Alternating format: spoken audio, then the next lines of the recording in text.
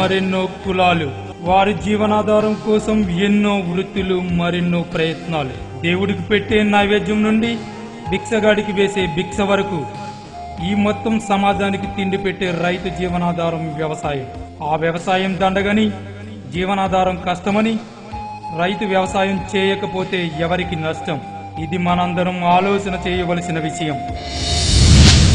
ఈ రిక్షా కార్మికుడు రోజంతా కష్టపడి 200 వరకు సంపాదించుకుని పెళ్ళం పిల్లలతో హాయిగా జీవిస్తున్నాడు. ఇతని జీవితం హ్యాపీ సాగిపోతుంది.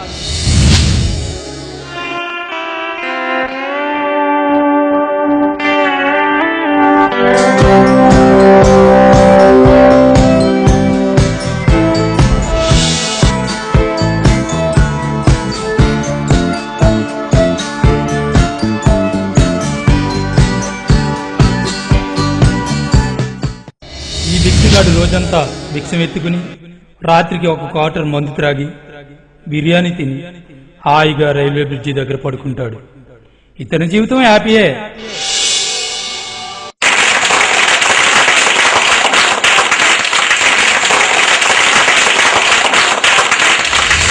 పిల్లలందరికీ గుడ్ మార్నింగ్. ఈ రోజు మనందరికీ గొప్ప రోజు. మన గ్రామంలో ఉన్న మన స్కూల్కి మన ఆర్వి వచ్చారు.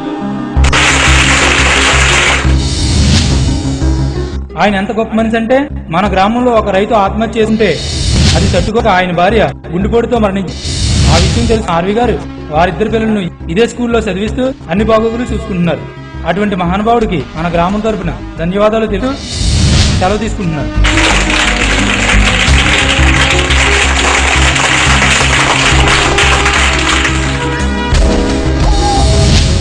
చిరంజీవులందరికీ నా ఆశీర్వాదాలు. పిల్లలను దేవుళ్ళతో సమానం అంటారు. ఈ దేవుళ్ళ మీదే రాబోయే సమాజం ఆధారపడి ఉంది.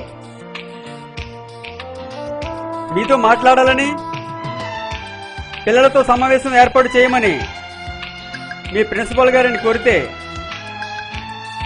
ఆయన కాదనకుండా ఈ సమావేశం ఏర్పాటు చేసినందుకు ఆయనకి నా ధన్యవాదాలు. ఈరోజు మీ మధ్యనున్న రాజు, రాణి గురించి చెప్పాలి. రాజు, రాణి ఇక్కడికి రండి.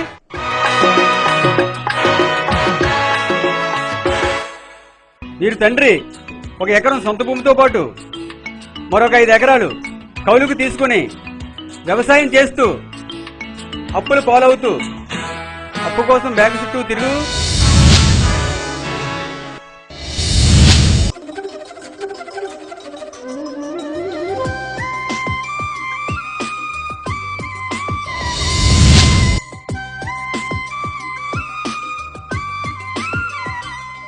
ఈ రైతు ఈసారైనా ప్రైవేట్ వడ్డీ వ్యాపారిని కాకుండా ఎలాగైనా బ్యాంకు రుణం పొందాలని బ్యాంకుకు వెళ్ళాడు. అయినా బ్యాంకు రుణం పొందలేకపోయాడు. తిరిగి ప్రైవేట్ వడ్డీ వ్యాపారి దగ్గరికి వెళ్ళాడు.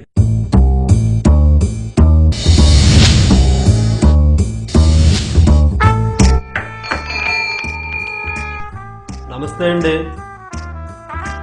అమౌంట్ పంపించారండి? ఎప్పుడు పంపిస్తారండి? ఉంటానండి. నమస్కారం అయ్యా. రామంగయ్య రా, కూర్చో. ఏంటి విషయం చెప్పు. కోసం వచ్చానయ్యా. ఇప్పటికే నీ అప్పు పెరిగిపోయింది. అసలు లేదు, వడ్డీ లేదు. ఈసారి పంటకి తెలవలాగా వడ్డీ అయినా కడతానయ్యా. మా బాబు చెప్పినట్టు ఎందుకు వచ్చిన వ్యవసాయం అంతా దండగా. కష్టపడడం, నష్టపోవడం, అప్పు పాలవటం. ఎందుకు వచ్చింది? ఈసారైనా నా మాట ఆలకించి నీ పొలం రియల్ ఎస్టేట్ వాళ్ళకి అమ్మాయి. అది తల్లయ్యా. ఎప్పుడు అడిగినా నా తల్లి నా తల్లి అంటావు. ఏంటయ్యా పిచ్చోళ్ళ? ఆ పిచ్చే నిన్ను ఎప్పుడో నాడు కాటికి పంపించేస్తుంది. ఏం మాట్లాడవే? ఏం మాట్లాడినయ్యా? సరేనయ్యా, ఇదే నీకు ఆఖరిసారిగా ఇస్తున్న 50,000 అప్పు. నీ పొలం కాగితాలు, ఇంటి కాగితాలు నా దగ్గరే ఉన్నాయి, గుర్తులో.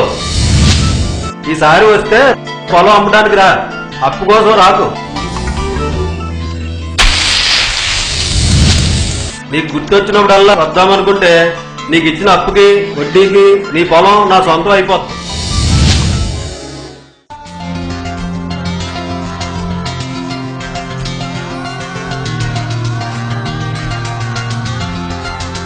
ఇదిగో డబ్బు.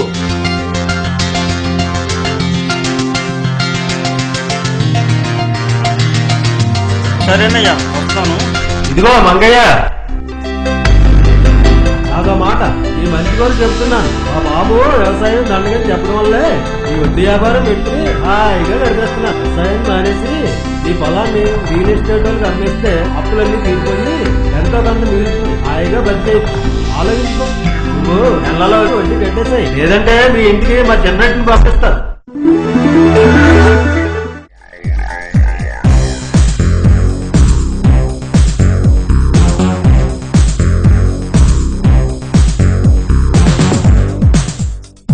నమస్కారం అయ్యా. రామంగయ్య కూర్చో. ఏంటి ఎరుడు కోసం వచ్చావా?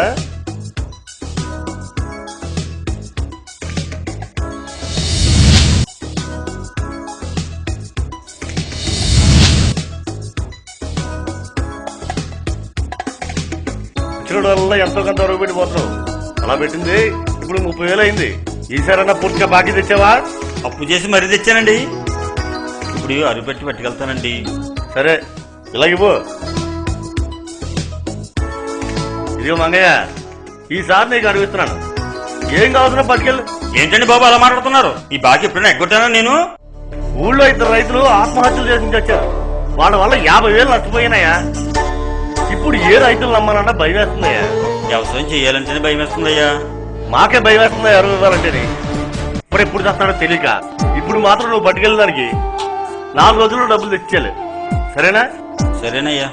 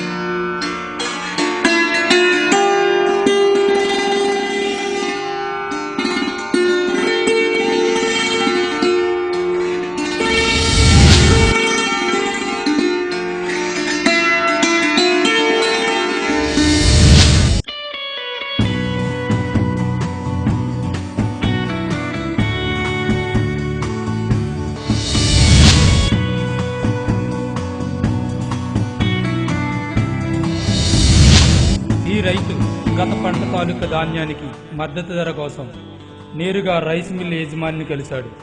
కానీ వాళ్ళ ఊరు కమిషన్ వ్యాపారి కన్నా తక్కువ ధరకు అడగడంతో నిరాశగా తిరిగి ఇంటి ముఖం పడాడు. ఏంటి ఈ మధ్యన మీలో దిగులు ఎక్కువైపోయింది? మీరు సరిగ్గా భోజనం చేయడం లేదు, నిద్రపోవట్లేదు. మిమ్మల్ని చూస్తుంటే నాకు చాలా భయం వేస్తుందండి.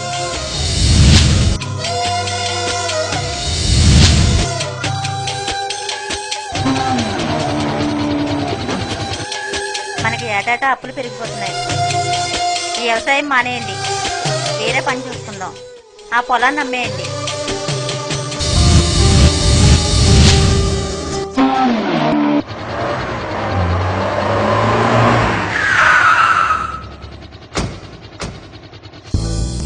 మంగయ్య, మంగయ్య, రెడ్డి గారు వచ్చినట్టున్నారు.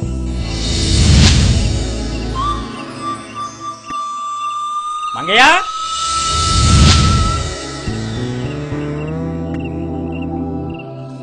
మంగయ్య, అదే వస్తానని రాలేదే? ఇంకా ధాన్యం అమ్మలేదయ్యా.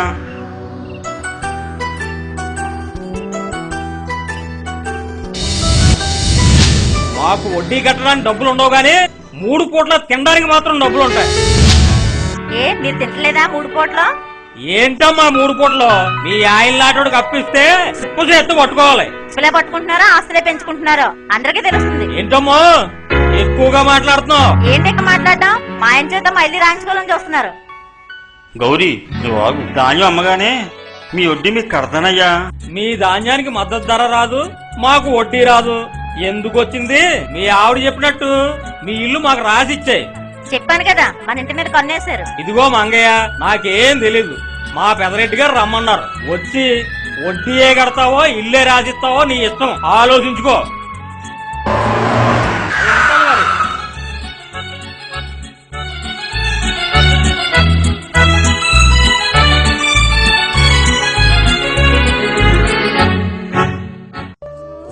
స్కూల్ ఫీజు కట్టకపోతే స్కూల్లోకి రావద్దన్నారు. అమ్మ స్కూల్ డ్రెస్ వేసుకోలేదని కొట్టారు. నాన్న నన్ను కొట్టి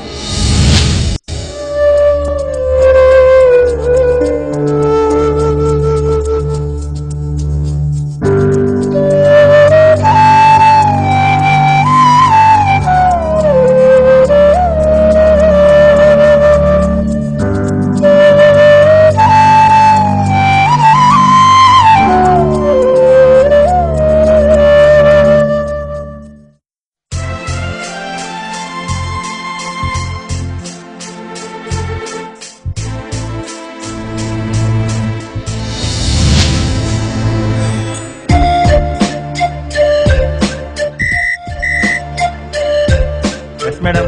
ఎవరిచ్చారమ్మా ఈ కవరు? నిన్న ఒక రైతు ఇచ్చాడు మేడం. సరే.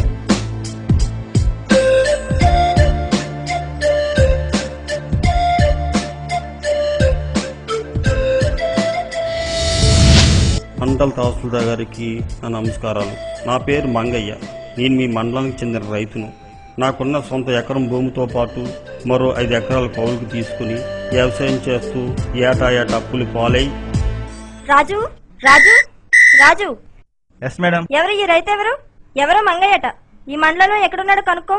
వెంటనే కనుక్కొని ఏ విషయం నాకు త్వరగా చెప్పు. పట్టుకెళ్ళు.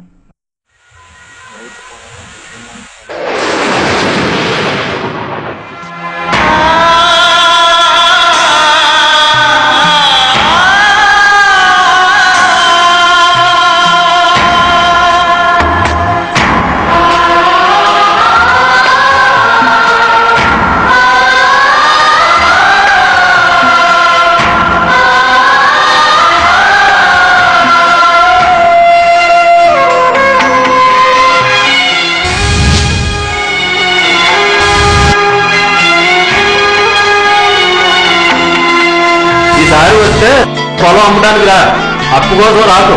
మా పెట్టింది ఇప్పుడు 30,000 అయింది. ఈసారైనా పూర్తిగా బాకీ తెచ్చావా? ఈ వ్యవసాయం మానేయండి, వేరే పని చూసుకుందాం. ఆ పొలాన్ని అమ్మేయండి. మాకు వడ్డీ కట్టడానికి డబ్బులు ఉండవు కానీ 3 పూట్ల తినడానికి మాత్రం డబ్బులు ఉంటాయి. ఏంటండి బాబు అలా మాట్లాడుతున్నారు? ఈ బాకీ ఎప్పుడైనా ఎగ్గొట్టానా నేను? ఊళ్ళో 2 రైతులు ఆత్మహత్యలు చేసి వచ్చారు. వాళ్ళ వల్ల 50,000 నష్టపోయినాయా?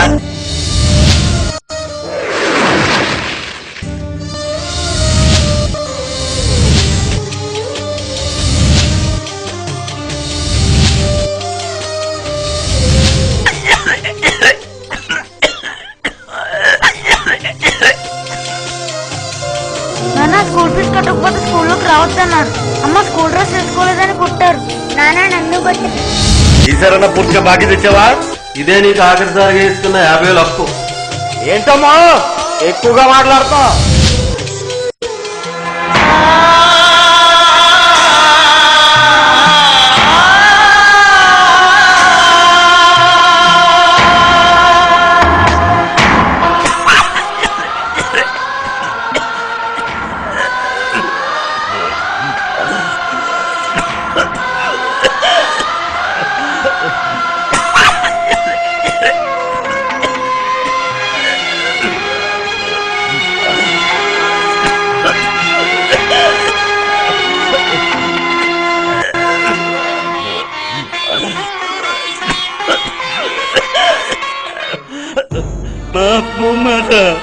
నా తల్లి,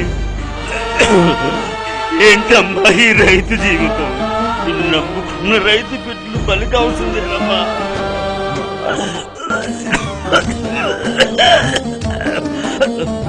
నీతులందరూ వచ్చినా మా రాత మారదమ్మా.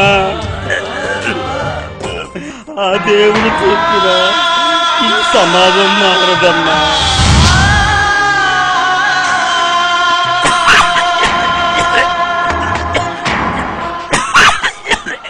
పండించిన పంటకు గిట్టుబాటు ధర రాదమ్మా.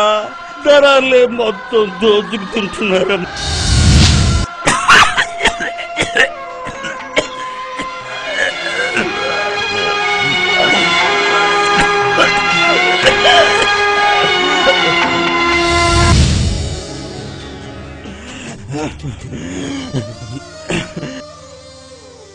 అమ్మా ఇంక రైతుకి మిగిలేది కష్టం నష్టం లేదమ్మా.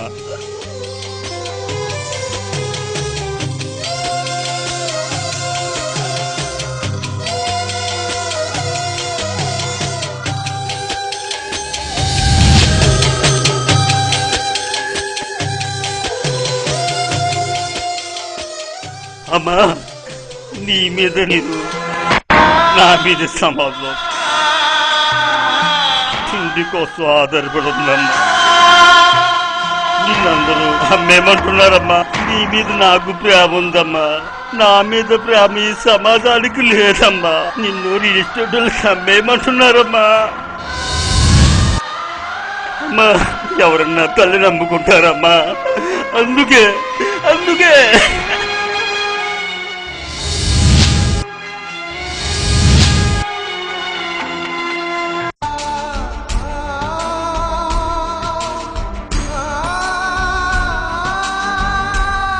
అందుకే అందుకే మందు తాగి చచ్చిపోతున్నానమ్మా. నన్ను నీ మట్టిలో కలిపేసుకో అమ్మా.